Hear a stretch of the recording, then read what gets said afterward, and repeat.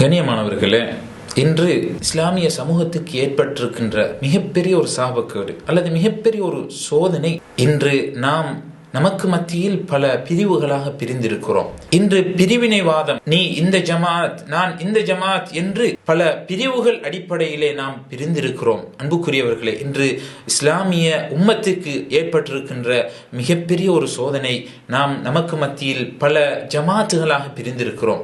உண்மையில் இந்த பிரிவினை என்பது நம்முடைய அந்த பலத்தை குன்ற வைத்து எதிரிகளுடைய கை ஓங்குவதற்கு இது மிக முக்கியமான ஒரு காரணமாக மாறி இருக்கிறது என்பதை புரிந்து கொள்ள வேண்டும். அல் குர்ஆனில் இறைவன் சொல்கிறான், வஅதஸிமு பிஹப்லில்லாஹி ஜமீஅன் வலா தஃபர்ரகு. அல்லாஹ்வுடைய கயிற்றை, அல் குர்ஆன் என்கின்ற இஸ்லாம் என்கின்ற அந்த உறுதியான அந்த கயிற்றை நீங்கள் அனைவருமாக சேர்ந்து பற்றி பிடித்துக் கொள்ளுங்கள், நீங்கள் பிரிந்து விடாதீர்கள் என்று அல்லாஹு தஆலா அல் குர்ஆனில் சொல்கிறான். வலா தனாஸஉ ஃபதஃப்ஷலு வதذهب ரீஹுக்கும்.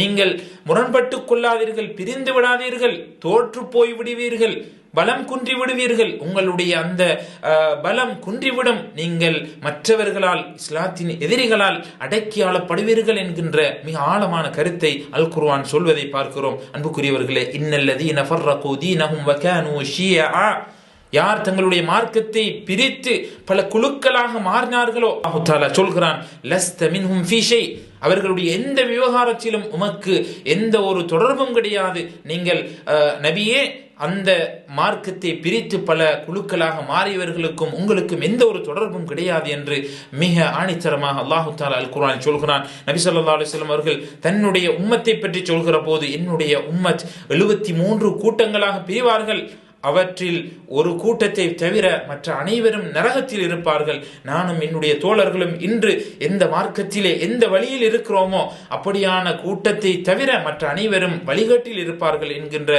அந்த முன்னறிவிப்பை நபி ஸல்லல்லாஹு அலைஹி வஸல்லம் அவர்கள் சொல்லி இருப்பதை பார்க்கிறோம். எனவே கண்ணியமானவர்களே, வெற்றி என்பது இந்த ஜமாத்திடம்தான் இருக்கிறது, சத்தியம் என்பது இந்த ஜமாத்திடம்தான் இருக்கிறது என்று யாரும் சொல்ல முடியாது. எனவே எந்த ஜமாத்தாக இருந்தாலும் எந்த பிரிவாக இருந்தாலும் சத்தியத்தை நோக்கி யார் சென்று கொண்டிருக்கிறார்களோ அதுதான் முக்கியமே தவிர, அவர்கள்தான் உண்மையான சத்தியவாதிகளை தவிர, நம்முடைய ஜமாத் சத்தியத்தை நம்முடைய ஜமாத்தோடு சேர்த்துக் கொள்வது அல்லது நம்மிடத்தில் தான் சத்தியம் இருக்கிறது என்று மாறுதட்டிக் கொள்வது என்பது இஸ்லாம் காட்டித்தராத ஒரு வழிமுறை என்பதை புரிந்து கொள்ள வேண்டும். எனவே சத்தியம் என்பது சத்தியத்தின் மூலமாகத்தான் புரிந்து கொள்ள முடியுமே தவிர மனிதர்களை வைத்து சத்தியத்தை தீர்மானிப்பது கிடையாது, அல்லது எந்த ஒரு ஜமாத்தை வைத்தும் சத்தியத்தை தீர்மானிக்க முடியாது என்பதை நானும் நீங்களும் புரிந்து கொள்ள வேண்டும். எனவே கண்ணியமானவர்களை, அனைவரும் தவறு விடக்கூடியவர்கள், அனைவரிடத்திலும் தவறு இருக்கிறது. இந்த மனிதர்களில் யாரும் முழுமையானவர்கள் கிடையாது. இமாம் மாலிக் ரஹிமஹுல்லாஹ் அவர்கள் சொல்கிறார்கள், குல்லுன் யுக்ஹது மின் கௌலிஹி வ யுரஜ் இல்லா ஸாஹிப ஹாதல் கப்ர். ஒவ்வொரு மனிதனுடைய வார்த்தையிலும் எடுப்பதற்கும் இருக்கிறது, தட்டிவிடுவதற்கும் இருக்கிறது. ஆனால் ஸல்லல்லாஹு அலைஹி வஸல்லம் அவர்கள் இந்த கபரில் அடக்கம் செய்யப்பட்டிருக்கிற உத்தமர் ஸல்லல்லாஹு அலைஹி வஸல்லம் அவர்களுடைய வார்த்தைகளை தவிர என்று இமாம் மாலிக் ரஹிமஹுல்லாஹ் அவர்கள் சொல்கிறார்கள். எனவே கண்ணியமானவர்களே, சத்தியம் யாரிடத்திலிருந்து வந்தாலும் யார் சத்தியத்தை சொன்னாலும் அதை ஏற்றுக்கொள்ள வேண்டுமே தவிர, நாம் இன்று அதற்கு மாற்றமாக நாங்கள் தான் சத்தியத்தில் இருக்கிறோம் என்று மாறுதட்டி கொண்டு உண்மையில் கொள்கையில் இருக்கின்றவர்களை, அவர்களை ஒரு சில தவறுகளை வைத்து அல்லது ஃபிக்ஹுடைய விடயத்தில் மாற்று கருத்துள்ளவர்கள் அல்லது முரண்பட்ட கொள்கையில் இருக்கின்றவர்களோடு நாம் முரண்படாமல் அல்லது ஃபிக்ஹுடைய விடயத்திலே மாற்று கருத்து உள்ளவர்களோடு அகீதாவில் முரண்பட்டவர்கள் போன்று நீங்கள் வேறு நாம் வேறு, நீங்கள் நரகவாதிகள் நாங்கள் சொர்க்கவாதிகள், எங்களிடத்தில் தான் சத்தியம் இருக்கிறது என்கின்ற பிரிவினை வாதத்தை ஏற்படுத்தி இன்று ஒரே வீட்டிலே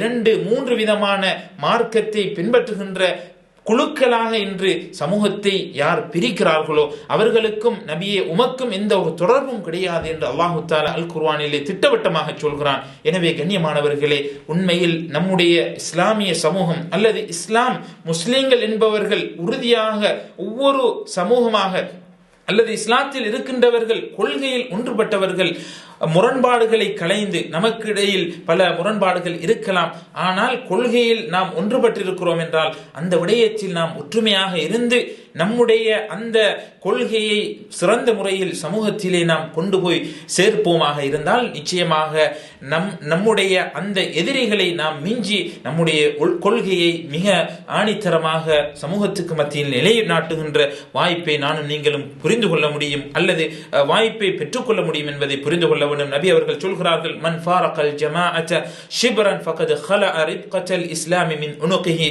யார் ஜமாஅத்தை ஒரு சான் அளவுக்கு பிரிந்து விடுகிறாரோ, ஒற்றுமையாக அல்லாமல், ஜமாத்தாக அல்லாமல் சமூகத்தை பிரித்து ஒரு சான் அளவுக்கு ஜமாத்திலிருந்து பிரிந்து விடுகிறாரோ, அவர் இஸ்லாத்தோடு செய்து கொண்ட அந்த ஒப்பந்தத்தை தன்னுடைய கழுத்திலிருந்து நீக்கி கொண்டவராக மாறிவிடுகிறார் என்று ஸல்லல்லாஹு அலைஹி வஸல்லம் அவர்கள் சொல்கிறார்கள். எனவே பிரிவினைவாதம் என்பது மிக ஆபத்தானது.